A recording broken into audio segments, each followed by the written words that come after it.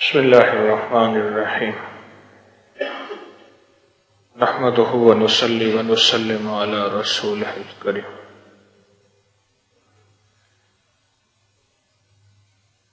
ایک بات طے ہو گئی کہ ہمیں اللہ کی بارگاہ سے قبولیت چاہیے۔ جتنی شہرت مل جائے، عزت مل جائے، مال مل جائے، چیزیں مل جائیں، دنیا میں مقبولیت مل جائے، ہر فرد ہر شخص مجھے چاہے، میرا سکہ چلے، میری بات اور میری عظمت ہو، لیکن اگر عرشوں میں قبولیت نہیں ہے اور عرش میں میری اللہ کے ہاں کوئی حیثیت نہیں ہے، میرا یہ سارا نظام بیکار ہے۔ سورۃ یاسین اس قبولیت کو بارگاہ الہ میں اور مقبول اور محبوب اور مطلوب بناتی ہے۔ سورۃ یاسین قرآن کا دل ہے۔ جو کچھ قرآن میں ہے سورۃ یاسین میں ہے، جیسے جو سورت قرآن میں ہے وہ سورۃ فاتحہ میں، اور جو سورۃ فاتحہ میں ہے وہ ایاک نعبد وَإِيَّاكَ نَسْتَعِينُ میں۔ ایسی قبولیت کی گھڑیاں، فجر مقبول گھڑی ہے، رمضان کا ہونا دوسری مقبول گھڑی۔ اب دیکھیں قبولیت کے لیے کتنی شرطیں جمع ہو رہی ہیں۔ سب سے پہلے رمضان کی قبولیت ہے، رمضان کا مبارک دن رات۔ دوسری قبولیت فجر کا وقت عین، اور تیسری قبولیت کے مسافروں نے بیٹھ کے پڑھا، پردیسیوں نے بیٹھ کے پڑھا، اور چوتھی قبولیت روزے داروں نے، اور پانچویں قبولیت بہت زیادہ کے فرض روزے داروں نے۔ ایسے روزے دار جو فرض نفل نہیں، فرض روزے، انہوں نے بیٹھ کے، اور چھٹی قبولیت کے سورۃ یاسین پڑھی، اور پانچویں قبولیت قرآن پڑھا۔ سورۃ یاسین بھی ہے، اس کا ایک اپنا مقام ہے، اور وہ قرآن کا حصہ ہے، اس کا ایک اپنا مقام ہے۔ ساری قبولیت جمع ہو رہی ہے، اور سب سے بڑی قبولیت یہ ہے کہ ہمیں یقین ہے اللہ اس کے رسول کے وعدے سچے ہیں، وعدے سچے ہیں، اور جس کو ملا ہے وعدوں پہ ملا ہے۔ اللہ حق ہے، اس کے وعدے حق ہیں، قرآن حق ہے، اس کے وعدے حق ہیں۔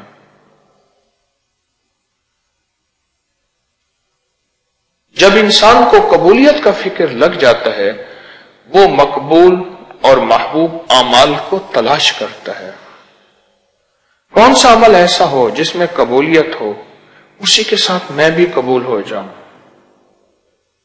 قرآن کی حیثیت گندم کے دانے کی ہے، ہماری حیثیت ایک کنکر کی ہے۔ گندم کے ڈھیر میں جب کنکر ہوتا ہے تو اسی گندم کے ڈھیر میں ہی تلتا ہے، اس کا وزن بھی اسی میں ہوتا ہے، اس کی قیمت بھی وہی لگتی ہے۔ اور اگر کوئی تنکا ہوتا ہے تو تنکا بھی اسی قیمت پہ تلتا ہے۔ ہماری نسبت قرآن کے ساتھ، سورۃ یاسین کے ساتھ ہے، اور یہ قبول ہی قبول ہے۔ جب ہماری نسبت یہ ہوگی، قرآن کے ساتھ ہوگی، تو ہماری بات بھی ہم بھی قبول ہو جائیں گے۔ بچے کی رفتار اپنی تھوڑی ہوتی ہے، اور جب وہی بچہ انگلی پکڑتا ہے تو ہماری رفتار پہ چلتا ہے۔ ہم نے اپنی انگلی سورۃ یاسین کے ہاتھ میں دے دی ہے، یہ ہمارے سفر کی منزلوں کو آسان فرماتا ہے۔ وہ سفر دنیا کا ہو، وہ سفر آخرت کا ہو۔ سورۃ یاسین دنیا اور آخرت دونوں سفروں کے لیے حیرت انگیز آسانی کا ذریعہ ہے۔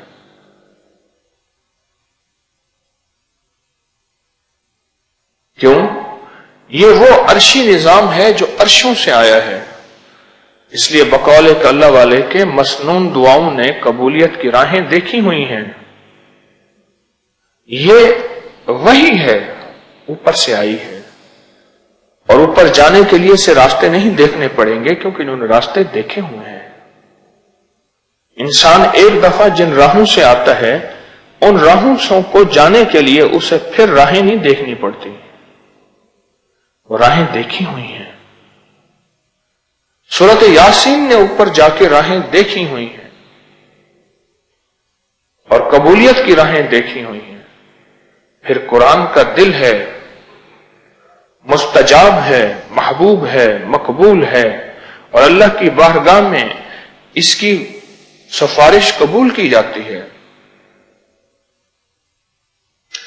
جب قبولیت کا فکر لگ جائے گا کہ مولا میں قبول کیسے ہو جاؤں اور میری عبادت قبول کیسے ہو جائے اور تو مجھے قبول کیسے کر لے، اے اللہ میرے دل کو اپنی محبت اور معرفت کے لیے قبول کر لے، کیسے ہو؟ پھر قبولیت کی راہیں تلاش کرتا ہے. اور ان قبولیت کی راہوں میں سورۃ یاسین کا فجر کے بعد پڑھنا انتہائی آزمودہ، انتہائی مجرب اور انتہائی تجربہ شدہ ہے. ان قبولیت کی راہوں کی تلاش میں جو لگتا ہے، جو قبولیت کی راہوں کا متلاشی ہوتا ہے، پھر وہ سورۃ یاسین کے ساتھ دوستی کرتا ہے. پھر سورۃ یاسین کو کہ ایک ایک حرف اس کے دل کے اندر کی تہوں میں اترتے ہیں. جس کو قبولیت کا فکر ہوتا ہے، جس کو مقبولیت کا فکر ہوتا ہے. ابھی جو بیٹھ کے آپ نے سورۃ یاسین پڑھی ہے اور سورۃ یاسین کے بعد دعا مانگی ہے، یہ قبول ہے. اور پھر اس کا اثر صرف آپ کی ذات پہ، میری ذات پہ نہیں ہے، اس کا اثر ہماری زندگی پہ، ہماری معیشت پہ، ہمارے کاروبار پہ اور ہمارے گھر کے افراد پہ، ہماری گھر کے خواتین، مرد، بچوں پہ، اور اس کا اثر ہمارے بگڑے ہوئے کام، الجھے ہوئے نظام، قرضوں، بیماریوں، پریشانیوں، تکلیفوں، مشکلوں میں ہے. اس کا اثر پڑتا ہے. آپ یہاں بیٹھے ہیں، آپ اپنے گھر میں سورۃ یاسین کی برکتیں بھیج رہے ہیں، اور سورۃ یاسین کا جو فیضان ہے، اس کا کمال، اس کی رحمتیں اپنے گھر میں بھیج رہے ہیں، ایس ایم ایس کر رہے ہیں، اور وہ وصول ایس ایم ایس ہے، پارسل بھیج رہے ہیں.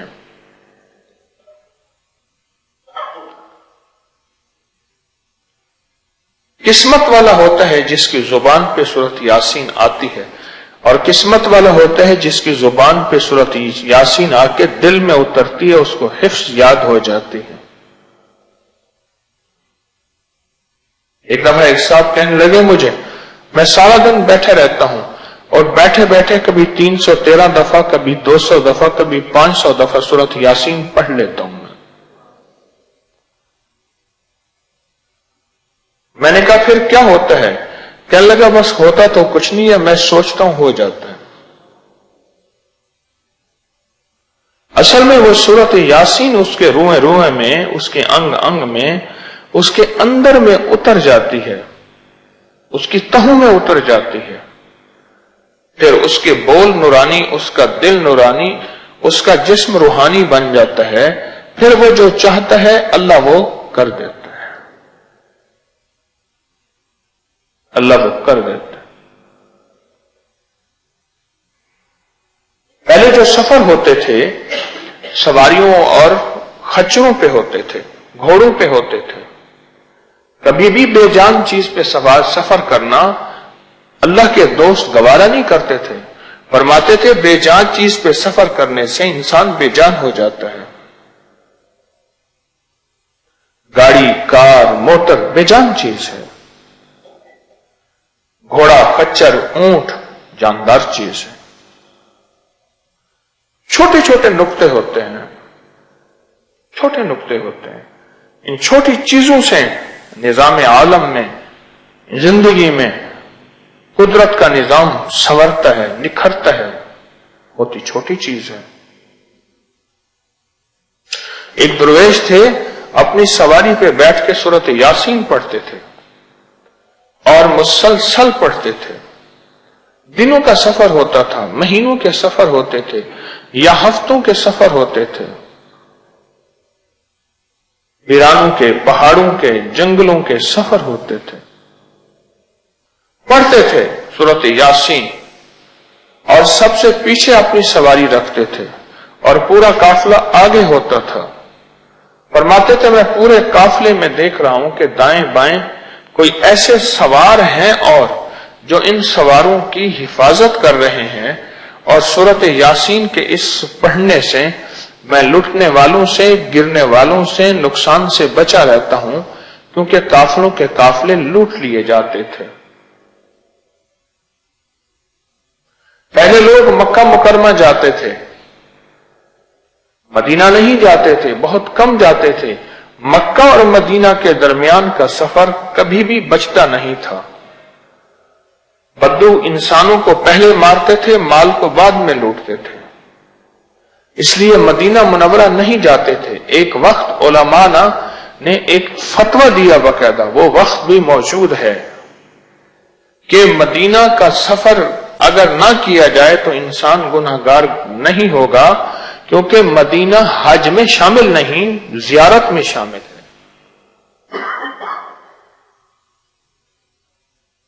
एक वक्त ऐसा था।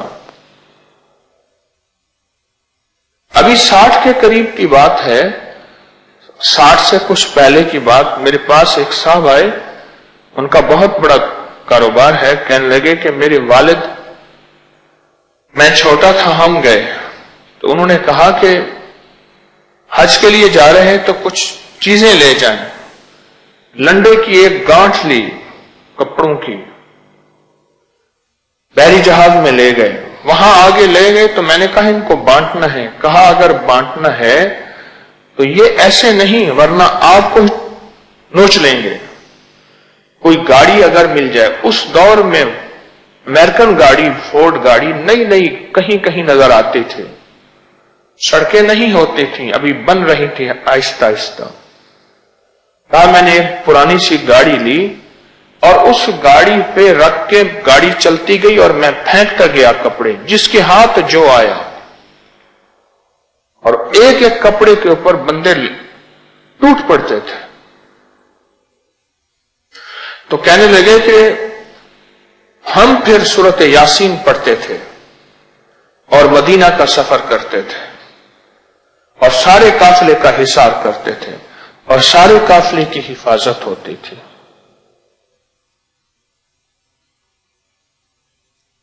जब कबूलियत का फिक्र दिल में लग जाता है, फिर मकबूल आमाल को तलाश करता है, मकबूल घड़ियों को तलाश करता है, मकबूल लम्हों को तलाश करता है, मकबूल बोलों को तलाश करता है, मकबूल मजालिस तस्बीखाना जैसे है यहां तलाश करता है, फिर मकबूल दुआएं जैसे मांगी गई हैं तलाश करता है, और मकबूल मजालिस जैसे अब है तलाश करता है।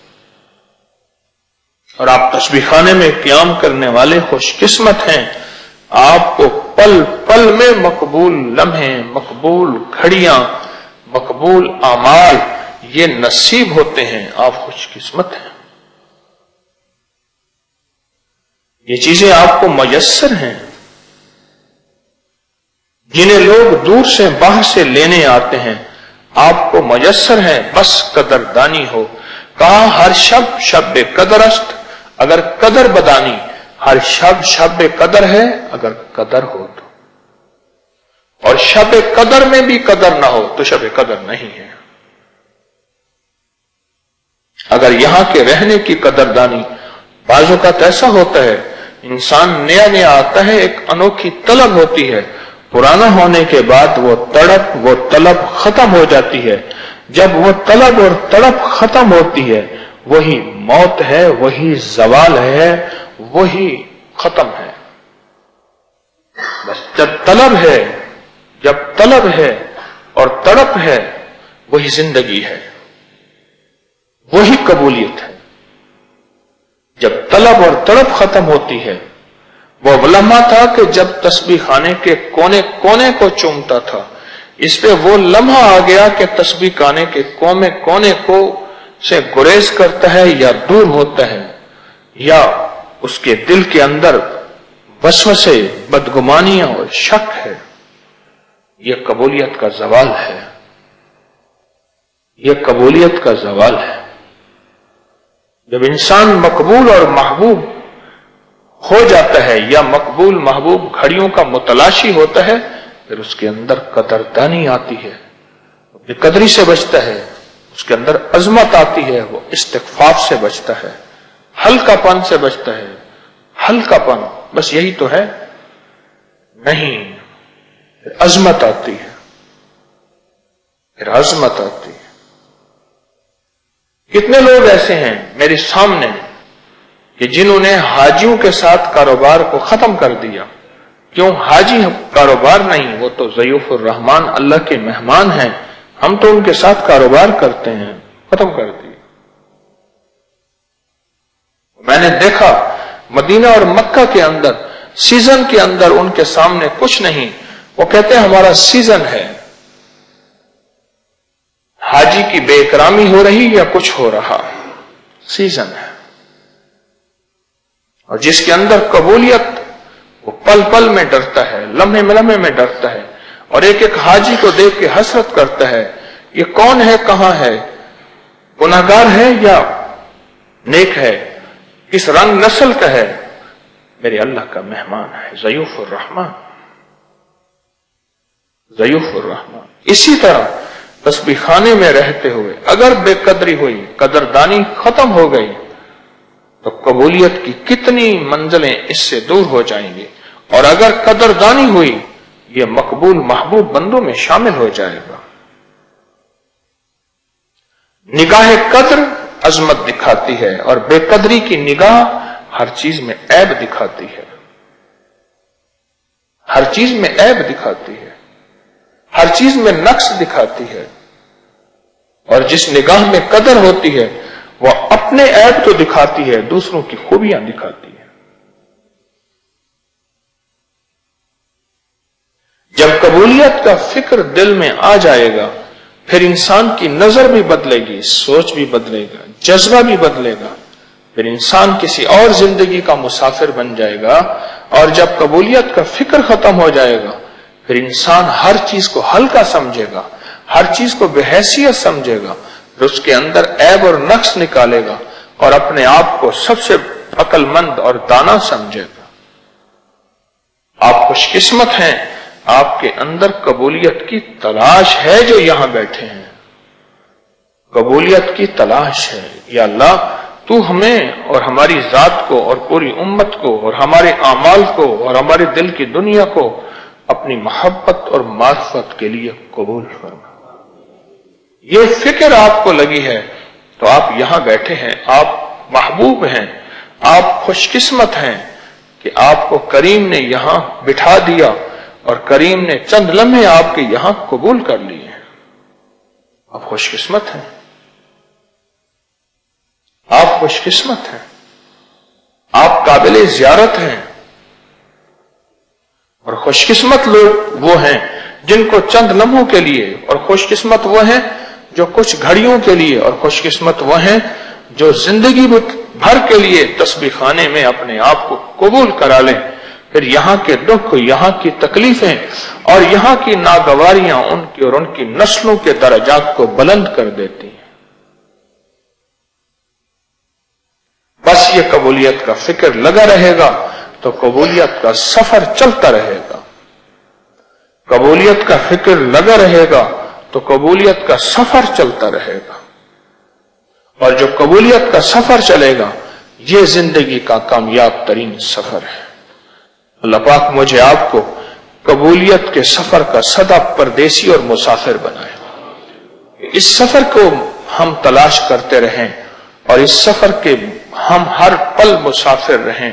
इंशाअल्लाह ये सफर चलता रहा, अनकरीब मुसाफिर तो होने ही वाले हैं आखिरत के, लेकिन इंशाअल्लाह वहां अजनबी नहीं होंगे। वहां सारे इस्तकबाल करने वाले, वहां सारे साथ देने वाले होंगे। इस सफर की अजनबियत थोड़ी सी है, वहां सारे साथ देने वाले होंगे। वहां यह नहीं होगा कि मैं तन्हा हूं, यहां की कुछ तन्हाइयां ساری عمر کی تنہائیاں ختم کر دیں گے۔ میرا اللہ کہے گا کون آیا؟ مولا تیرے نام کا متلاشی تھا، گھر چھوڑا، گھر کی سہولتیں، گھر کا سکون، گھر کے کھانے، گھر کی شہزادگی چھوڑی، کس لیے؟ مولا آپ ہی کے لیے۔ فرشتے بھی گواہیاں دیں گے آپ تو وہ مجمع بیٹھا ہے، آپ تو وہ خوش قسمت ہے۔ بس قدردانی سے پل پل میں، سارا دن قدردانی سے گزر جائے، اس کی بارگاہ میں یہی قبولیت۔ ربنا تقبل منا انك انت السميع العليم، ربنا تقبل منا انك انت السميع العليم، ربنا تقبل منا انك انت السميع العليم، استغفر الله العظيم، استغفر الله العظيم، ظلمت نفسي فاغفر لي مغفرة من عندك وارحمني انك انت الغفور الرحيم، آمين آمين برحمتك۔